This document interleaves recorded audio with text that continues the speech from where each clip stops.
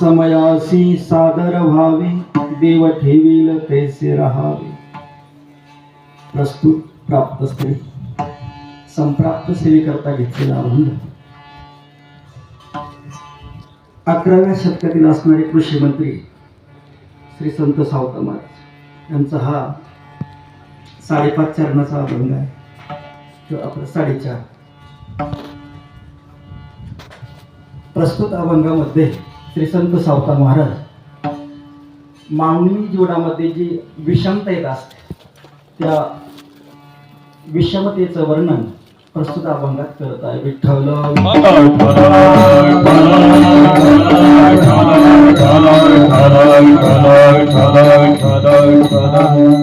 आजची सेवा ही नैमित्तिक सेवा आहे. वर्ष श्राद्ध हे निमित्त आहे म्हणून याला नैमित्तिक कर्म म्हणतात. श्राद्धाचं निमित्त आहे, श्राद्धाचं कर्म आहे. ज्यांच्या प्रित्यर्थ आज ही सेवा आहे असे स्वर्गीय साहेबराव लक्ष्मण पाटील वाकळे यांचं हे प्रथम वर्ष श्राद्ध आहे. त्यांचे 2 चिरंजीव आणि एक बंधू आहे श्री अशोक लक्ष्मण पाटील वाकळे हे बंधू आहे. 2 चिरंजीव आहे.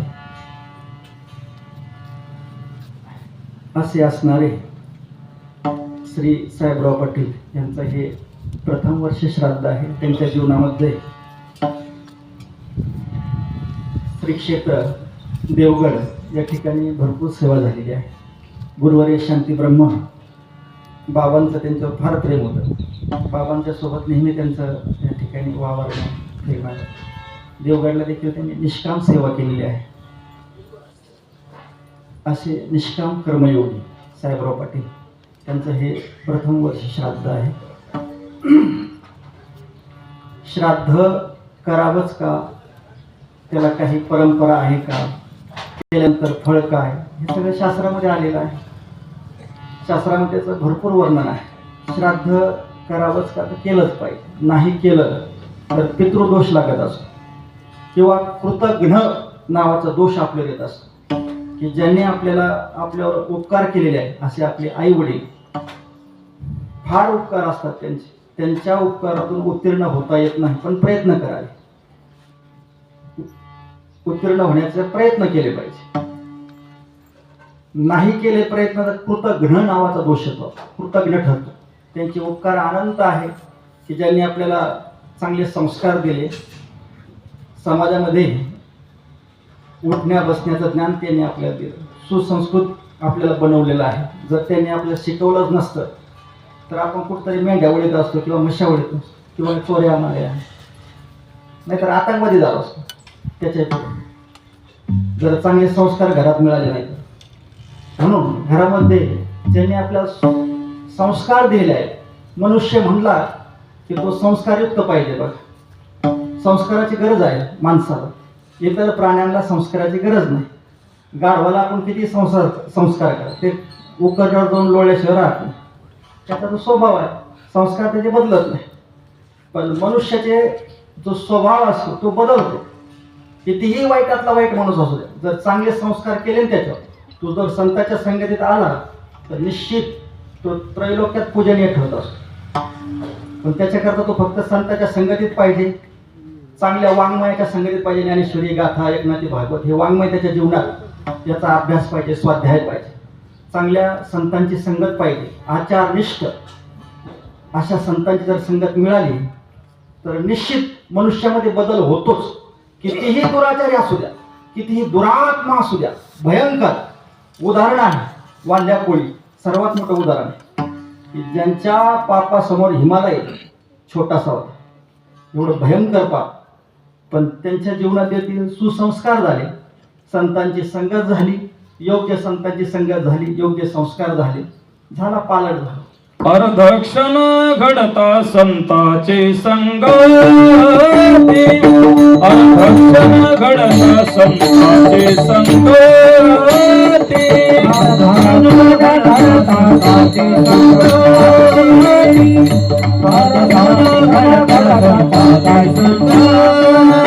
तिने होय शांती महत्त्व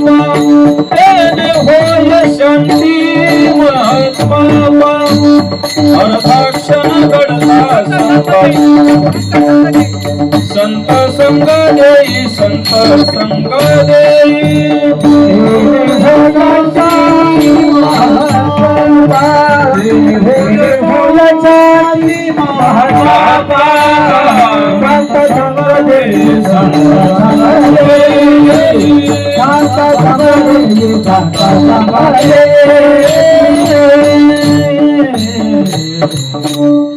अर्धक्षण जरी संतांची संगती झाली तरी तेने होय शांती महत पाप हे फळ संतांच्या संगतीचं फळ अनंत पटीन आहे. जीवनामध्ये संतांची संगती फार महत्वाची आहे.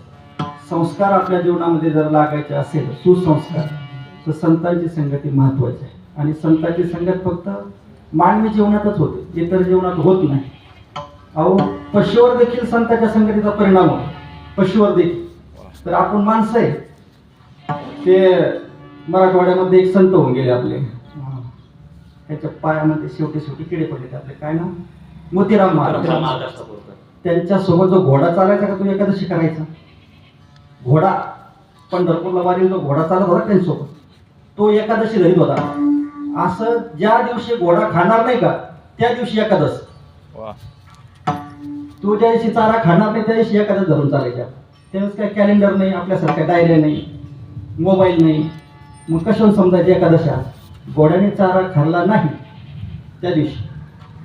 जर पशुवर संस्कार होते, आपण तर माणसं आहे, माणसावर का परिणाम होणार? संस्काराची गरज आहे. मानवी जीवनामध्ये संस्काराची फार गरज आहे. 16 संस्कार आहे. त्याच्यामध्ये आजचं हे श्राद्ध देखील संस्कारामध्येच येतं. वर्ष श्राद्ध.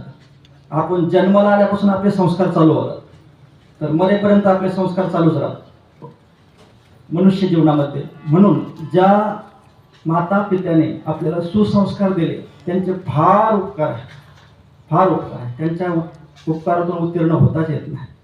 पण आपण त्यांच्या पाठीमागे मग अन्नदान, ज्ञानदान, वस्त्रदान, गोदान, भूमिदान त्यांच्या प्रीत्य जर हे केलं तर निश्चित हे पुढं त्यांना सद्गतीला कारणीभूत ठरत असतं.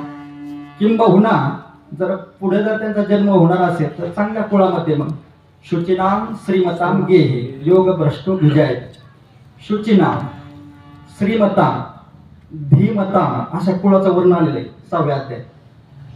शुचिनाम म्हणजे शुचिरभूत कुळात, ज्या घरात वारकरी आहे, ज्या घरामध्ये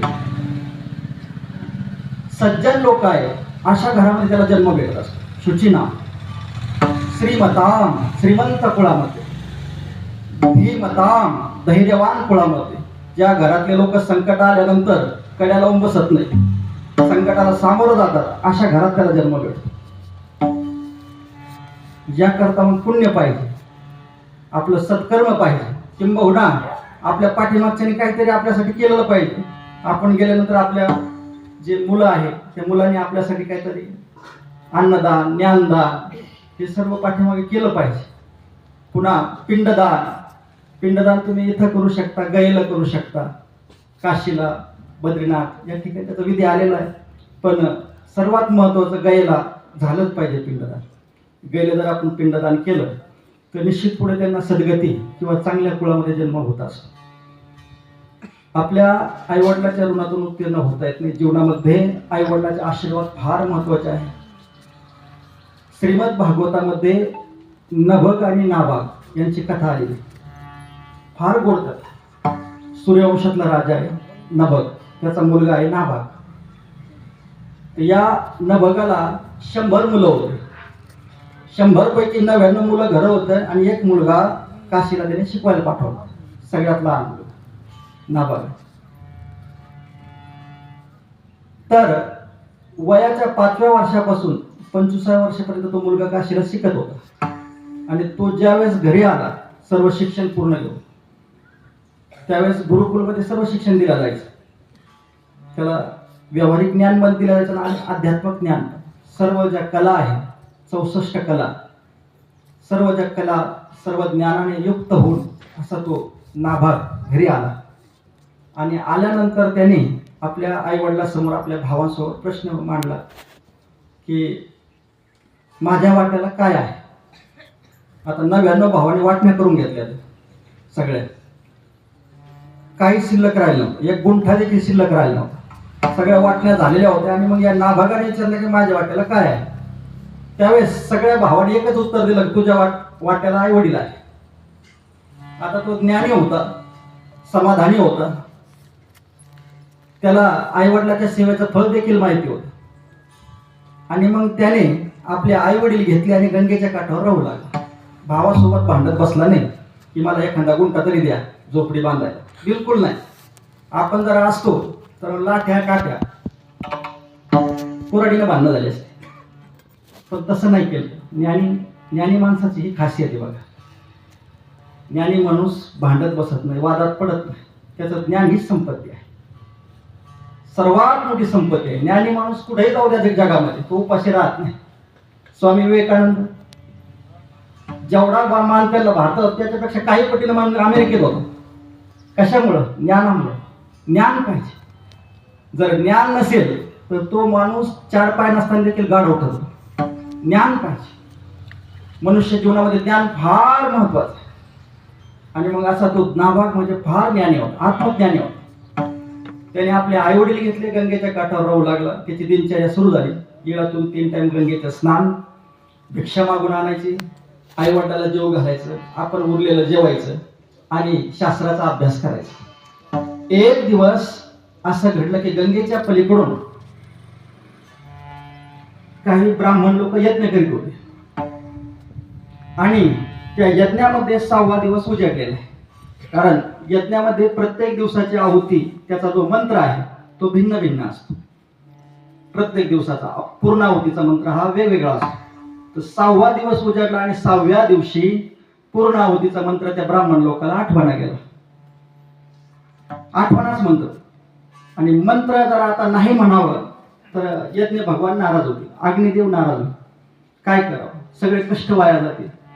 फार चिंताग्रस्त झाले. आणि ही बातमी नभगाच्या कानावर आली, म्हणजे नाभागाचे वडील बरं, त्यांच्या कानावर ही बातमी आली की ब्राह्मण लोकांना तो मंत्र आठवा. बघा पूर्वीचे राजे देखील किती विद्वान, इतका विद्वान राजा होता तो नाभागाचा वडील. त्याला तो मंत्र माहिती होता 6व्या दिवसाच्या, कारण त्याने भरपूर यज्ञ केलेले होते. त्याला तो मंत्र मुखोद्गत होता.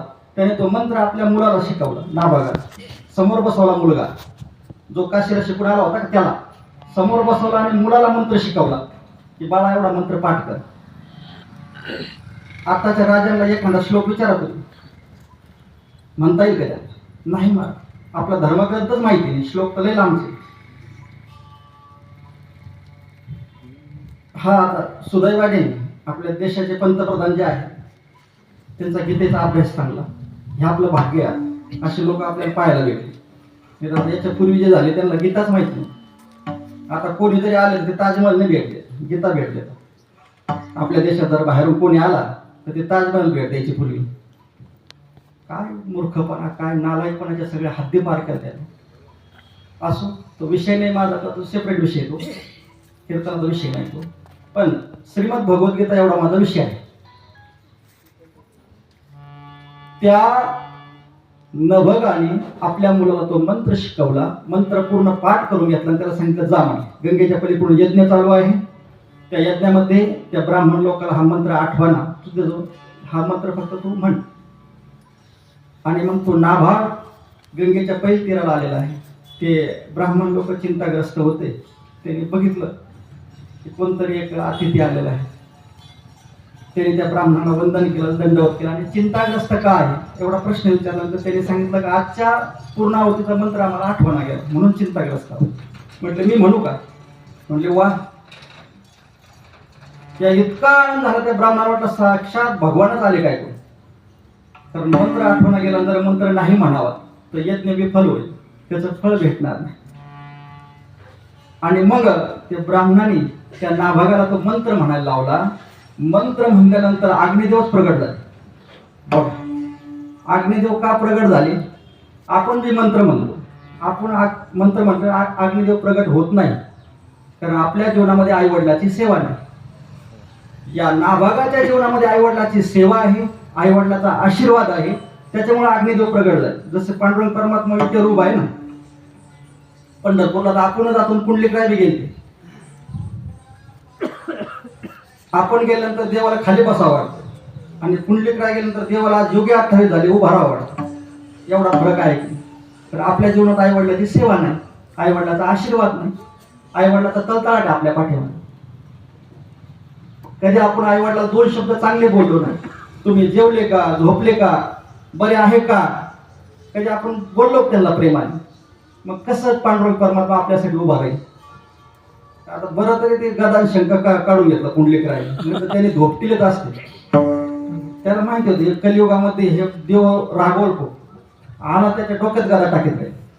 पण पुंडलिकरायने काढून घेतलं. बघा, आई वडिलाच्या सेवेमुळे देव उभा आहे. योगी 28 झाले.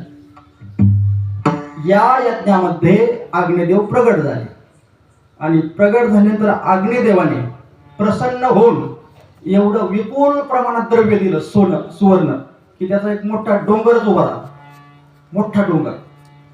आणि मग त्या ब्राह्मणाने त्या नाभागाला सांगितलं की बाबा, या द्रव्यावर तुझा अधिकार आहे. हे जे सोनं दिलं नाही अग्निदेवाने, हे तू घेऊन जा, म्हटलं हे तुझंच आहे. कारण तुझ्यामुळे आज अग्निदेवांचं दर्शन झालं, आमचा यज्ञ सिद्धीला गेला, आम्हाला याच्यातलं काही नको, तू घेऊन जा. आणि मग नाभाग ज्यावेळेस त्या सुवर्णापाशी गेला तर त्या ठिकाणी एक 11 विक्राळ पुरुष आहे. लांब लांब जटा आहे, हातामध्ये त्रिशूळ आहे, भस्म आहे.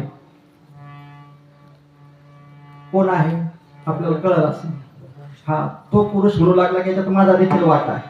आणि मग नाभाग म्हणला तुमचा कसा वाटा, तुम्हाला याच्यात मी कुठंच पाहिलं नाही, तुमचा वाटा कसा. ते म्हणले तुझ्या वडिलाला जाऊन विचार, तुझे वडील जर म्हटले वाटा आहे तर दे, नाही तर देऊ नको. किंवा ते महादेव. आणि मग महादेवाने त्या नाभागाला आपल्या पिताश्रीकडे पाठवलं. तो नाभाग, तो नभग जो आहे आपला नाभाग, आपल्या नभगाकडे आला, आपल्या पिताश्रीकडे, आणि सांगू लागला की असा असा पुरुष आहे, तो वाटा मागत आहे. अग्निदेव प्रगट झालेले आहे, त्यांनी प्रसन्न होऊन विपुल प्रमाणात सुवर्ण दिलेलं आहे. ब्राह्मणाने ते मला सोपवलेलं आहे, काय करू म्हणले. त्या पुरुषाला वाटा देऊ का म्हटले, दे, कारण ते साक्षात महादेव, त्यांचा वाटा असतोच म्हणले. यज्ञामध्ये जे शिल्लक राहील त्याच्यात महादेवाचा वाटा आहे. कारण ज्यावेळेस दक्ष प्रजापतीने यज्ञ केला होता त्यावेळेस त्याचं मुंडकं उडवलं होतं. ते सतीनं यज्ञामध्ये प्राणाहुती दिली. त्यावेळेस महादेवाला वरदान आहे सगळ्या देवतांचं की यज्ञामध्ये जे काही शिल्लक राहील ते महादेवाचं असतं.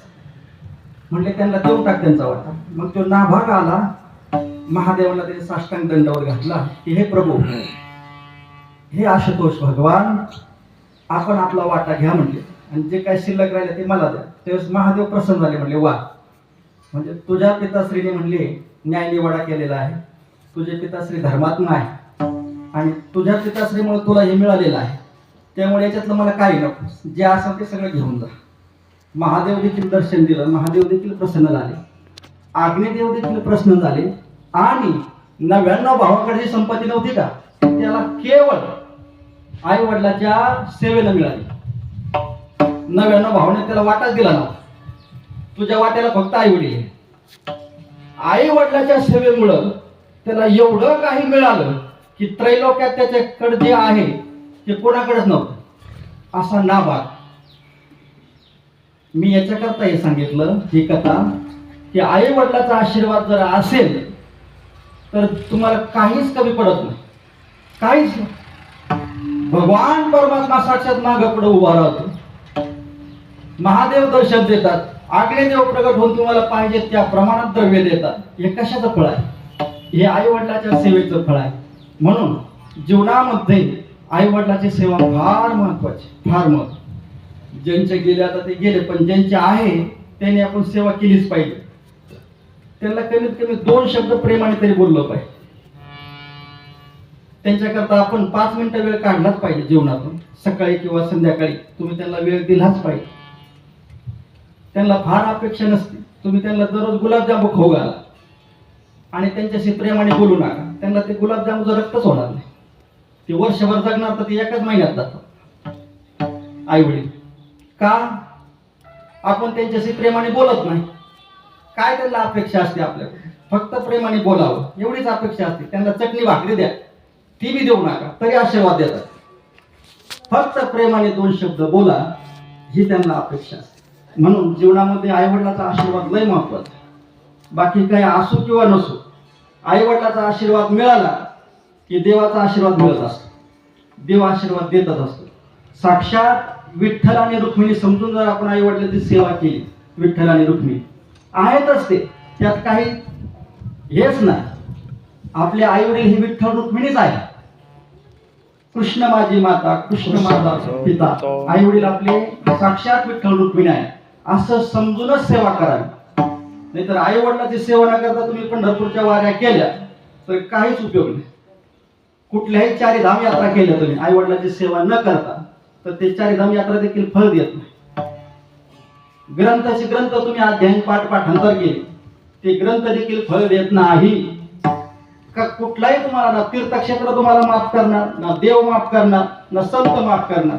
ज्ञानोबा म्हणतात, सकळ तीर्थाची दुरे जे का माता पितरे, ते सेवेसी किर शरीरे लोन कीजे.